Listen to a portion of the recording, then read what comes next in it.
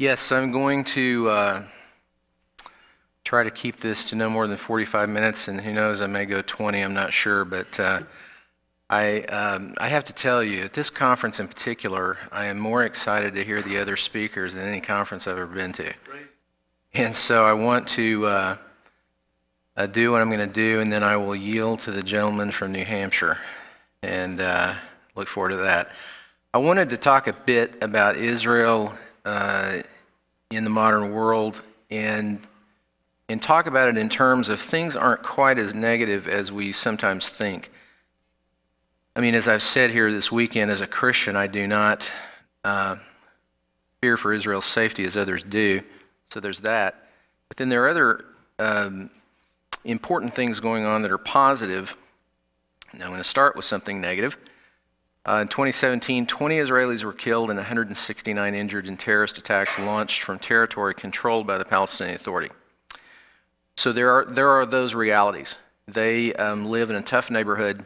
They are constantly needing to monitor their security situation. But as we'll talk about it a little bit later, the fact that the American president has recognized Jerusalem as Israel's capital is a huge deal. And I think that it's going to even help in terms of terrorism. Again, American leadership will yield positive results. Now, Israel in May will celebrate its 70th birthday.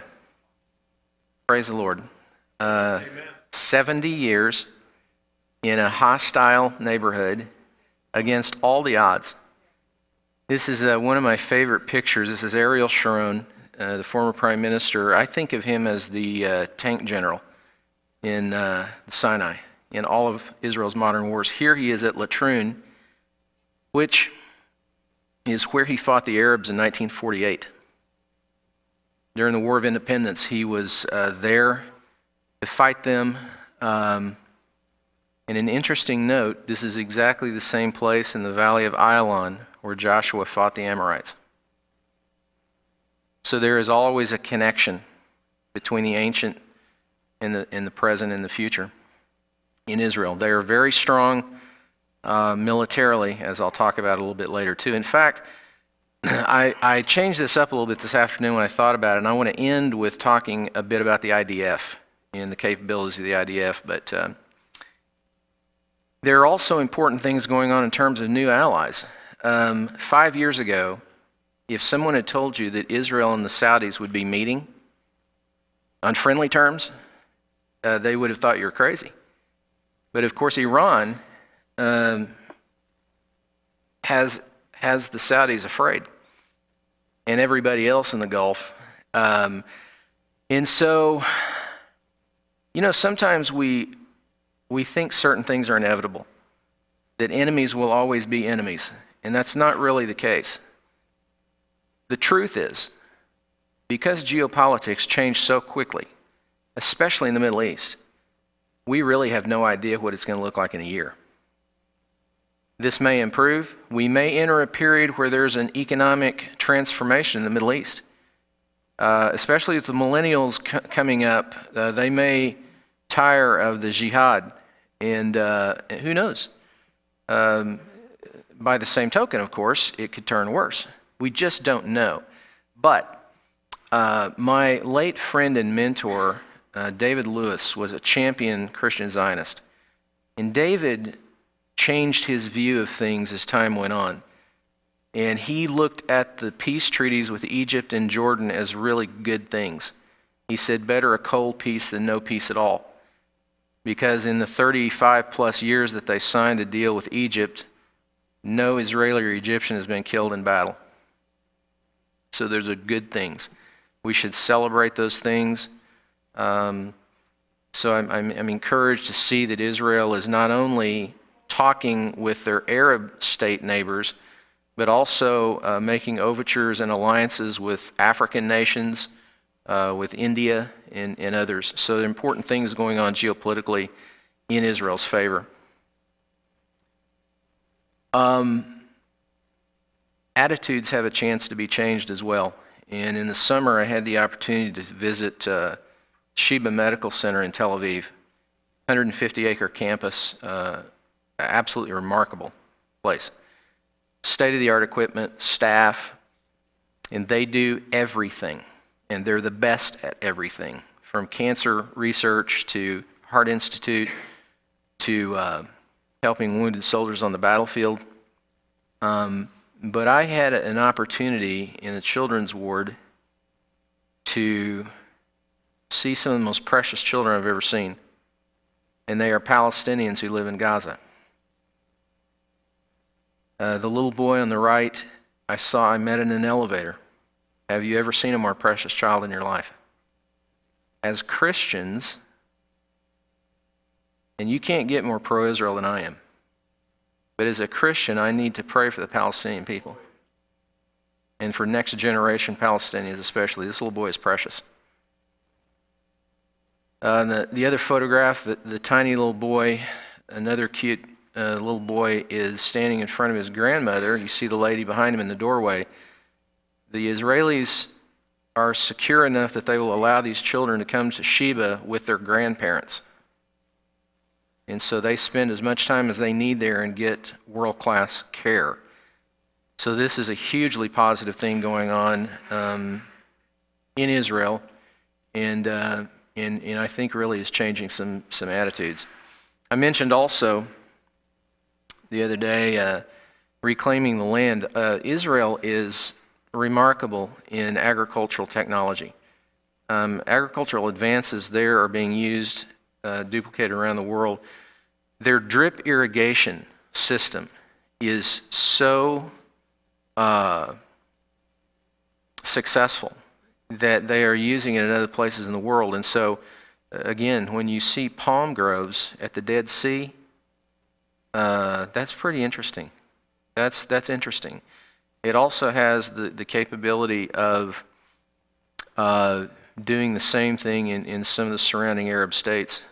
I mean, can you imagine Saudi Arabia or Jordan, where they have this kind of thing, growing food for people. The Israelis are advancing in technologies that we have no conception of. They are thinking of problems that will happen in 10 years. That's their thing. They think of things that nobody else has thought of yet. Israel exports more tulips than Holland. Can you believe that? This is a remarkable country in many, many ways. And so when you see the medical advances, the agricultural advances, the technology, I mean, I think most people know now, but some don't. The cell phone in your pocket is courtesy of the Israelis. The components in it, well, their brains are quite advanced. They're very good at what they do. And to see it with your own eyes, too, is really quite exceptional. And going back for just a second to the Sheba Medical Center, to see the care that the doctors and staff give to the wounded soldiers of the IDF is very moving, really moving. I met a mother there whose son was wounded in a Hamas rocket attack in Gaza in 2014, and he should be dead, but because of the Israeli doctors and because of his mother, he's alive. And so their spirit is, I would say, more advanced than some other people.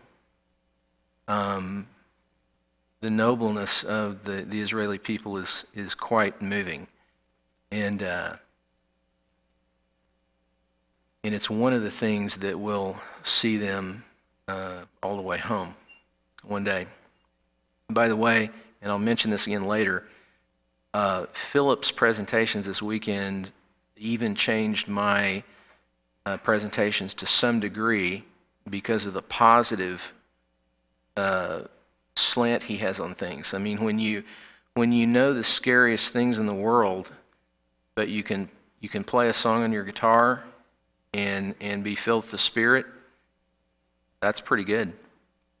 And so where I might have mentioned, you know, a little bit a dimmer view of Israel and her place in the world today, when I thought about it, I realized that that was kind of wrong. And so that's why I want to emphasize some of the positives, the things that are going forward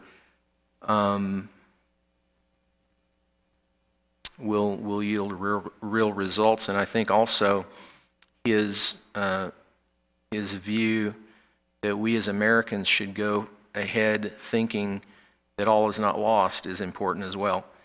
And that is absolutely the spirit of the Israelis. And when you're there, you see it, feel it, hear it, everything. They're thriving. When you consider all the negative things that have happened to them, the challenges that they have on every front, politically, militarily, the whole thing, it's all the more remarkable how optimistic they are. They live their lives, and they are quite amazing people to see in action. They have found a huge natural gas field in the Mediterranean, which has the potential to transform their economy. Their economy is so far advanced from their neighbors. It's, you know, light years ahead, but this has a chance to give them even more advantages. You know, it is a bit odd that with all the oil in that region, they've never found oil reserves really in Israel, but this has a chance to help them not only be energy independent, but sell gas to other countries. So they're constantly working on these things, and their desalination plants that change seawater into drinking water is another thing that they're doing all the time. So it's really incredible. Also, with regard to changing attitudes, several years ago I started working with a group in New York, the America-Israel Friendship League, and I brought some of the brochures.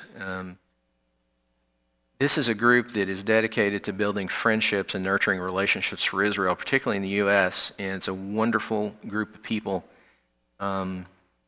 Here they have taken a delegation to Israel to see some of the things I've talked about and see some of the things that I've seen and how it has the potential to really change hearts and minds. And so I would encourage you to connect with us at the AIFL, sign up for the newsletter. Every week we send out 10 interesting little-known facts about Israel and other information. You also have an opportunity to ask questions of experts and people that really know what's going on. My colleague, Dr. Uri Barner, is the former Israeli ambassador to Turkey, and is a great guy and very approachable. And so I've learned a lot from him. But this kind of thing I see as a real positive going forward too. After 20 plus years of advocating for Israel, I realized 2 or 3 years ago, as I look back, that so much of what I focused on was negative. You know, it was all what Islamic Jihad was doing and what Hamas was doing and this kind of thing. And I focused on that to the exclusion of the good things going on. A combination of the one we know that keeps Israel and their own ingenuity and their own forward-thinking spirit makes the situation over there significantly different than I think you see on the news. Of course, we know we have to be careful what we take in from the news. There are, of course, regional challenges. One of them is that Hezbollah in the north, in Lebanon, which is now has even more backing from Iran and others, Hezbollah has been stockpiling rockets for years, so they have tens of thousands of rockets. The real problem with that is they are aimed at 93% of Israel's population in the so-called coastal plain around Tel Aviv. And so that is a danger and a threat that the Israelis constantly monitor. But as I said, in a few minutes I want to I want to talk about the IDF a bit and their capabilities and why I'm so optimistic about their presence there. This is something I mentioned the other day. This is a T-shirt I bought in the Arab Quarter in Jerusalem, the old city, and Free Palestine. And you can see that it's the whole country, and 2 Palestinian flags at the top. They want all of it. Now, when I say they, I mean the PLO. But one problem is there's a significant anti-Semitic fervor globally that is always a problem. And I noticed an interesting entry in Wikipedia. When you go to Palestine, it says it is usually considered to include the Gaza Strip, the West Bank, Israel, and in some definitions, some parts of Western Jordan. I didn't know it included Israel.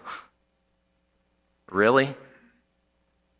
That's a pretty striking error. But it gives you an idea of some of the attitudes that are prevalent in the world with regard to Jewish sovereignty in the land. A lot of people don't like it at all. So this is the kind of thing that we really need to combat. And as Christians, as I outlined the other day, one of the great battlefields in this that people aren't exactly aware of is the anti-Israel fervor that is rising within the evangelical church. And so each one of us, literally, each one of you can make a difference by educating yourself and having conversations with people so that they know that Palestine doesn't include Israel. So anyway, the Temple Mount, of course, is another problem area. It is, I think, the flashpoint in the world. It is the location, of course, of the Dome of the Rock and the Al-Aqsa Mosque, both built in the 7th century. There is a movement underfoot, literally, to dig out and get rid of Jewish history. The Palestinians, I'm mystified as to why they were allowed to do this, but a few years ago they hollowed out underneath the mount to construct 2 giant mosques. I was under the mosque once 20 years ago. There's an entry point that you can go underneath it, and there were Byzantine, Roman ruins and that sort of thing, but somehow this is an Islamic shrine. But you'll notice these capstone pieces that they have neatly stacked up outside the Al-Aqsa Mosque. Those are from the Second Temple period. That is Roman architecture. And so while they try to erase Jewish history is always in their face. I mentioned this problem in the evangelical church. Gary Burge, in my opinion, is kind of the bridge builder between the Palestinian anti-Israel faction and evangelical leaders in this country. He's a professor at Wheaton. He's a very anti-Israel guy, and he attempts to make theological cases against Israel and for the Palestinians. I mention him just in passing because he's a key figure. Russell Moore, of course, I mentioned at the Southern Baptist Convention, Ethics and Religious Liberty Commission. While he's not overtly anti-Israel, I am concerned going forward because his power is growing by the week in the SBC. And when you consider they have 45,000 churches, the traditional Southern Baptist support for Israel, in my opinion, could be overturned easily within a generation. And it's something we have to be vigilant about. The biggest problem there is that the leadership is entrenched. So that's something to pray about, frankly. Ways to get information to the people in the pews and emphasize to them the importance of Israel. Now, to more good things. I used to be guilty of looking at Israeli politics, and I'd get really worried if a Labor Party guy became prime minister, because it always had to be the Likud, because that was the conservative, that's Netanyahu's party. But then I sort of relaxed about that too, and when I had conversations with people over there, you begin to realize that even extreme left and right in areas of politics and society and culture and all these things. They have their arguments like everybody does. But a Jew in Israel is united with his brethren when it comes to security. And so Isaac Herzog there on the left is leader of the Labor Party. He ran against Netanyahu in the last election.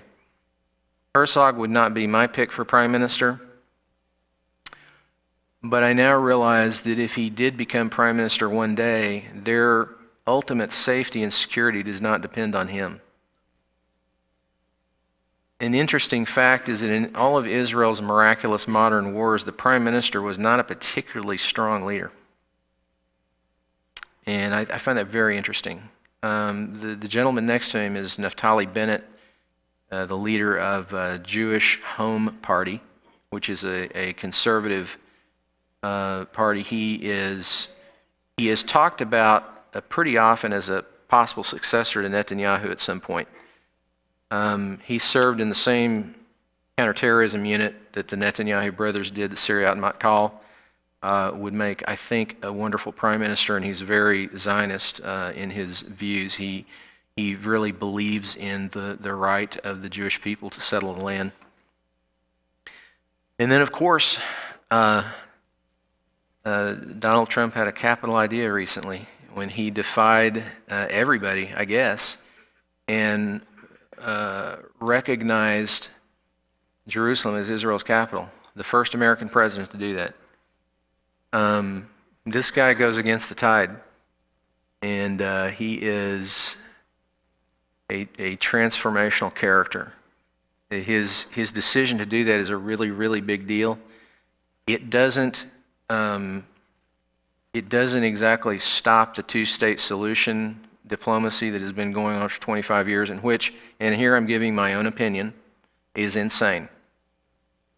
The two-state solution is not workable in my opinion. I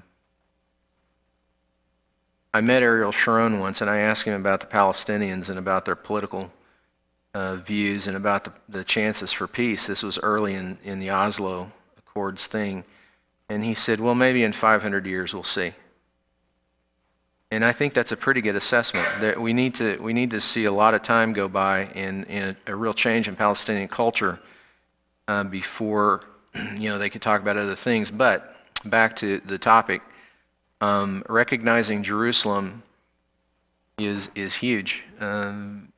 There are now other countries who are talking to Israel about moving their embassy from Tel Aviv to Jerusalem, and good for them. That's a brave move on their part, but as I mentioned the other day, American leadership is not dead and does make a difference.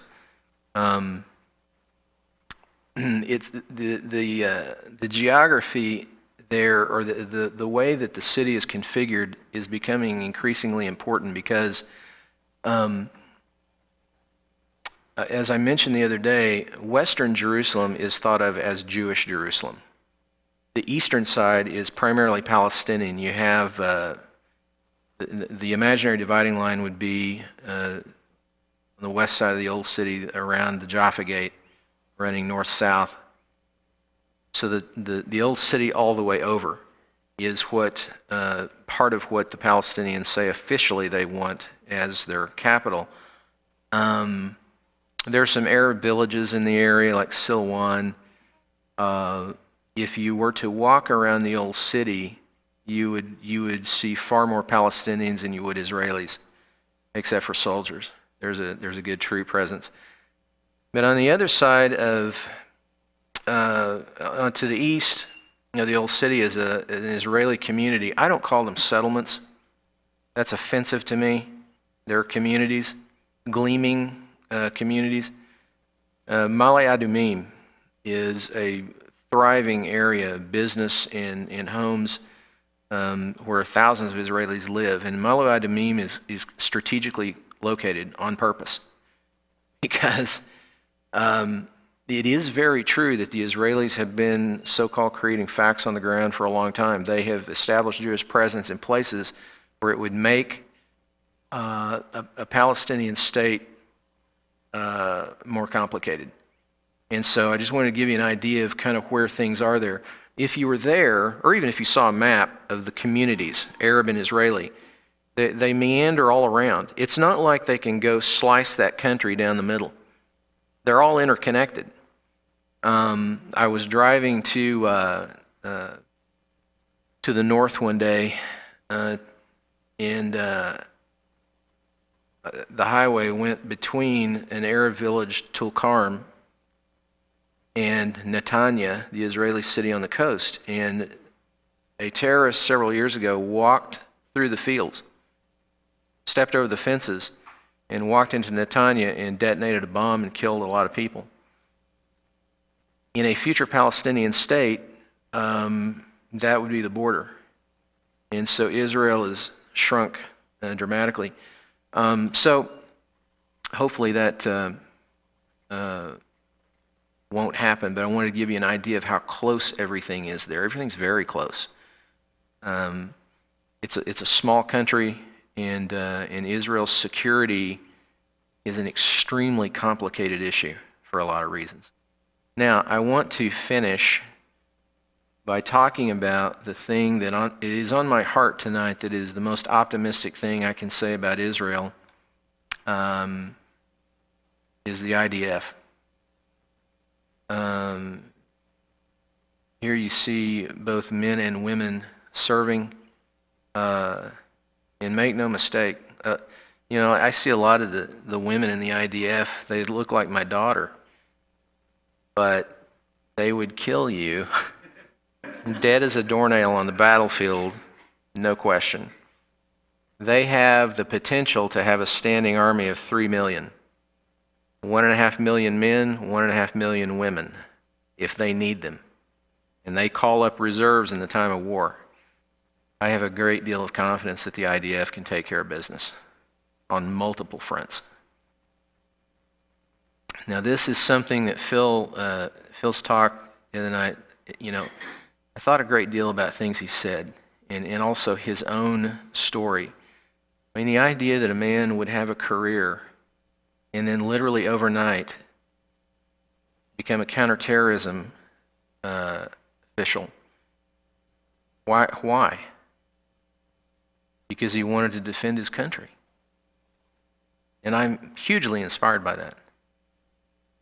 That same spirit infuses the Israelis. Several years ago, I was touring the Meir Amit Intelligence and Terrorism Center north of Tel Aviv. It's where Israel's counterterrorism community started after the War of Independence. And there's a lot of stuff to see there, but outside in a courtyard are several large stone monuments. And the friend that took me there, we were walking through, and you know, it's all in Hebrew and their names and things like that, and I didn't register with me. But it's a monument to fallen agents, counterterrorism agents that have fallen in the line of duty. And he stopped me on one panel, and he said, "Do you see anything out of the ordinary?" And I looked at it for a minute, and I realized what he was talking about. I said, "Yeah, it's the same date. 10/6/73, 10/6/73, 10/6/73, 10/6/73. A lot of them. Those were Mossad agents that were posted in Arab countries gathering intelligence because they knew the Arabs were always preparing for something. And on the eve of Yom Kippur 1973, the very night that the Syrians and Egyptians launched a surprise attack on Israel and started the Yom Kippur War, those agents were compromised and killed. But they went willingly, and they did it because they were defending their people. And so the same spirit that infuses Americans now to fight for our country is the same spirit that infuses the Israelis. And it's hugely inspiring. It's the reason that I don't worry about, ultimately, the goals of their enemies. I want to finish with two examples of a miracle in Israel's modern military. The first one is the Osirak strike in 1981. Saddam Hussein had bought a nuclear reactor from France. The French were helping them develop it in the Iraqi desert, west of Baghdad, directly due east of Jerusalem. And the Israelis believed through their intelligence gathering that Saddam was going to develop nukes to fire out of a super cannon that he was building. Sounds like a James Bond movie, but it was real. So the head of the Mossad went to Menachem Begin, the prime minister, and he said, "Mr. Prime Minister, our intelligence tells us that that site is going to go hot in just a few weeks. And when it does, that's the point of no return." So Begin, Begin, who was committed first and last to defending the Jewish people, did not call Ronald Reagan on the red phone. The Israelis told nobody. And he ordered 8 F-16s to fly to the Iraqi desert to Osirak and bomb the reactor. Now, the operation was so complicated that I don't think another country in the world would have tried it. But Israel is always facing an existential threat. We don't face existential threats. Neither does Russia. Good grief, neither does Belgium. The Israelis do every day. And so they take calculated risks. So Begin sent these F-16s, and the goal was to, of course, bomb the reactor and get back. Now, it was a 3-hour round trip. It was at the very limits of their capabilities to fly because at the time they had no in-flight refueling system. So they knew they were going to lose pilots and planes. They just didn't know how many. And so they gave the crew members thick rolls of Iraqi cash when they crashed into the desert, hoping that they could somehow get back to Israel. So the High Command decided they'd go in the evening under cover of darkness, and Colonel Zev Raz, the man pictured here, said, "No, we can't do that, because if we do, we might not see the target." And his commander said, "But you'll also be exposed to Iraqi air defense system." And he said, "We're going to go in at 4 o'clock in the afternoon, broad daylight." So they did. Now, each one of these planes was equipped with a pair of 2,000-pound bombs. 16 bombs, and they had to hit a dime size on the ground, precision bombing. 16 crew members. They flew straight there. As Raz says to this day that he doesn't know why the Iraqi air defense system didn't see them. They dropped their payload. 14 of the 16 bombs were a direct hit. And the Osirak nuclear reactor is still a jumbled mass of concrete and steel in the Iraqi desert. Which, by the way, even the Americans were mad at them. They had worldwide condemnation, of course, for attacking a foreign nation. But think what would have happened 10 years later in Desert Storm if Saddam had that weapon. We will never know how the Israelis have kept us safe. Maybe the most remarkable thing about a remarkable operation is that when they were flying back, not one plane was lost, not a scratch. They had enough fuel to get back. They were certain they wouldn't have enough fuel to get back. They lost no planes, no crew. But as they were flying back, when you're flying an F-16 that fast, they were flying as the sun was setting. And on the horizon, the sun looked like it was standing still. So what did Raz do? He radios back to all the crew, and together they recited from Joshua 10:12-13, "Sun, stand still upon Gibeon, and thou, moon, in the valley of Ailon." And the sun stood still, and the moon stayed, until the people had avenged themselves on their enemies.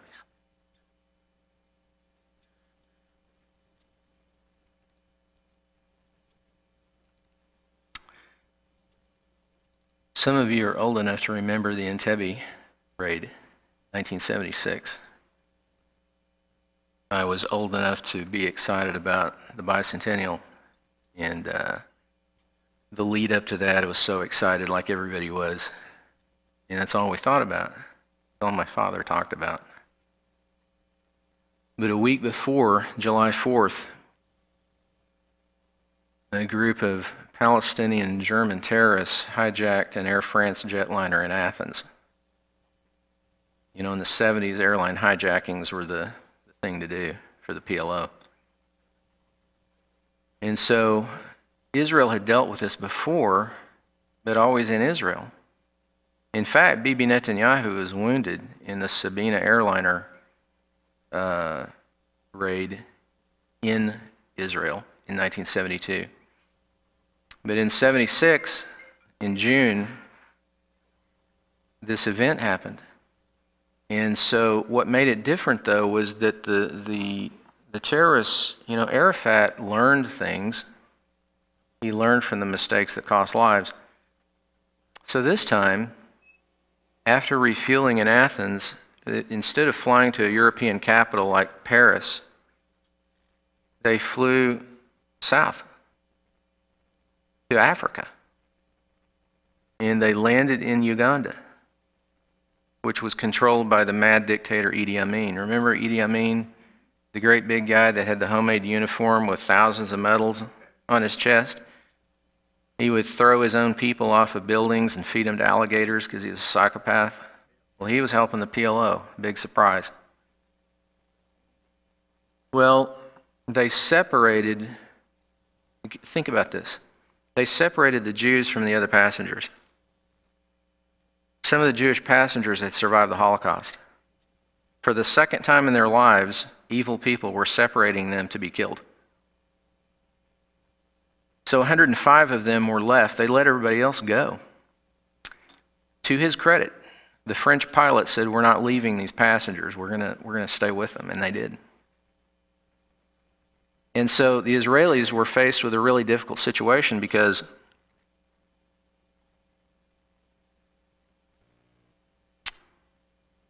the cabinet felt powerless, right? 2,500 miles away. And the pressure was so intense on Yitzhak Rabin, the prime minister, to negotiate with the PLO. I mean, the cabinet had family members of the hostages screaming at them outside the Knesset.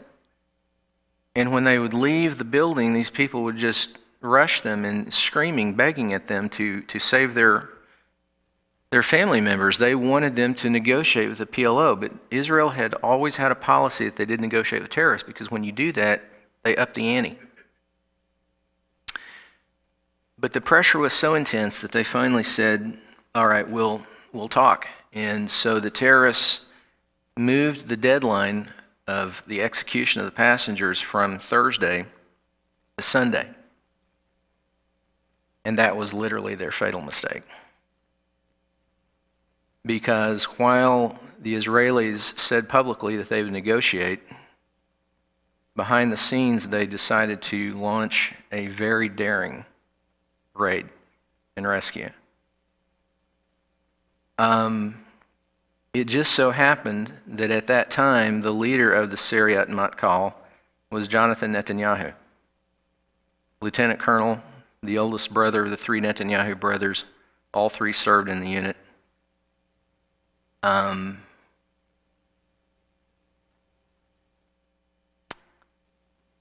They talked about different operational plans for a few hours. They thought about parachuting commandos onto Lake Victoria, have them get in rubber dinghies and paddle ashore, and then assault the terminal building at the old airport at Entebbe where the hostages are being kept.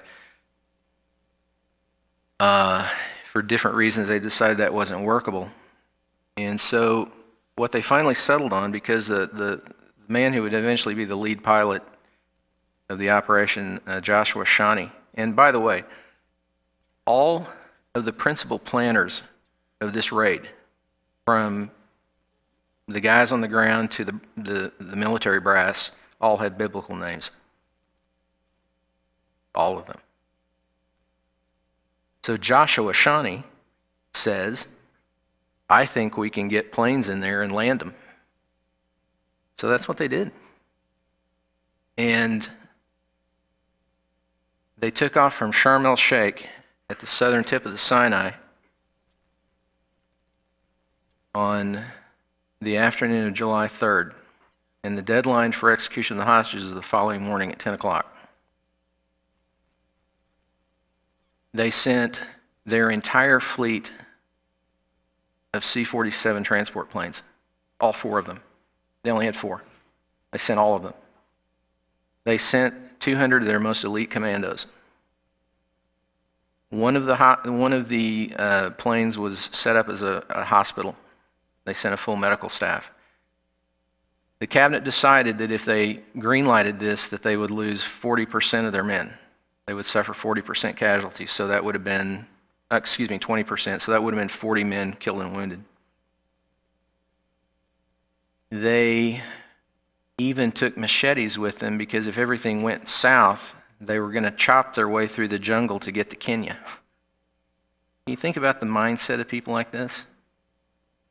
Here's the mindset of an Israeli soldier. When they raided Osirik, the 2 backup F-16 crews were praying that something would happen to the guys going so they could take their place.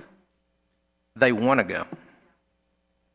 I met 2 of the Entebbe commandos in 2005, and I asked one of them, a dumb question, but I said, why did you do it? He looked at me and he said, the people were in danger. That was it. So they fly 8 hours to Entebbe. No air support, no fighter escort, because they didn't want anybody detecting them. They flew just off the surface of the Red Sea so that they would escape Egyptian and Saudi radar. They were defenseless. There's no big guns on a transport plane. They had vehicles loaded, ready to offload as soon as they landed. They were circling Lake Victoria at 5 minutes till midnight. They had flown 8 hours. They were then going to immediately engage in combat. Can you imagine? Some guys went to sleep. Now, I'm going to say something quickly here because, in my opinion, this is the kind of spirit that a person has if they care about people and freedom. Jonathan Netanyahu was in the lead plane. He went up to Shawnee, who was flying. And Yoni, they called him Yoni instead of Jonathan. Yonatan. And he said to Shawnee, if he's there, I'm going to kill him. And Shawnee said, who are you talking about? And he said, Idi Amin. Because Amin would visit the prisoners, the hostages, and so he could be on international TV. And Shawnee he turned around and he said, we don't have the authorization to do it. And he says, I don't care if he's there, I'm going to kill him. If he had been there and Netanyahu had killed him, it would have saved lives later. People in the American church are horrified by that attitude. I applaud it. Thank you. Thank you that someone cares about human life and has the guts to do something about it. They landed exactly at midnight. That lead plane, by the time the wheels touched down, the door was dropping, and they were offloading those vehicles this way while the plane went that way. Netanyahu led the 30-man strike force, was the Siriyat Matkal. They were tasked with actually securing the hostages. The rest of them secured the perimeter, including the future Prime Minister Ehud Barak, who kept firing at the control tower to keep them pinned down. The Israelis also had the forethought that they're the most amazing people. They also went with the intention of destroying the Ugandan Air Force on the ground so they couldn't chase them. And they did. Who would think of that? So the car they made to look like Idi Amin's car. He drove a Mercedes, a black Mercedes. They couldn't find one in all of Israel.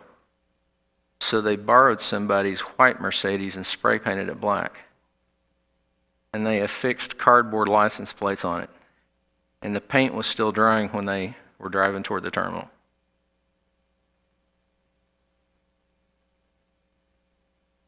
So the other guy that I talked to was the lead commando in the front door. Can you imagine? You're a 21-year-old sergeant, and he was due to be mustered out in a week.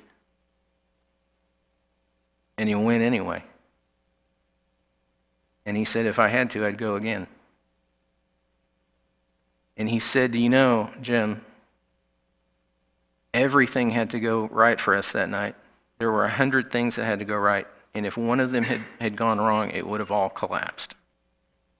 And he said, but the main thing we had to have was the element of surprise. And he said, do you know, the terrorists didn't know what was happening until I was in the doorway.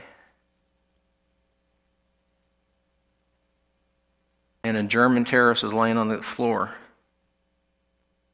And he fired first at Amir.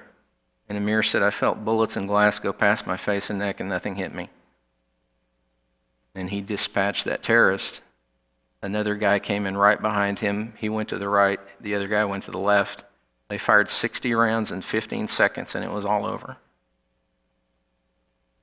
They're yelling through a megaphone at the hostages, stay down, or the Israeli army.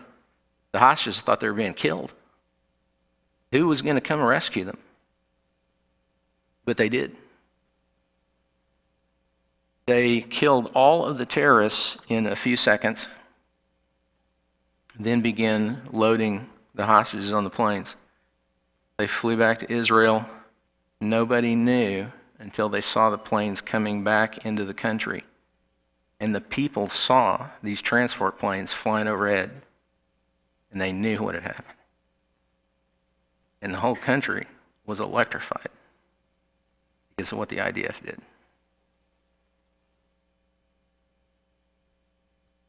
Ariel Sharon said in his biography, Warrior, there is something that keeps this nation.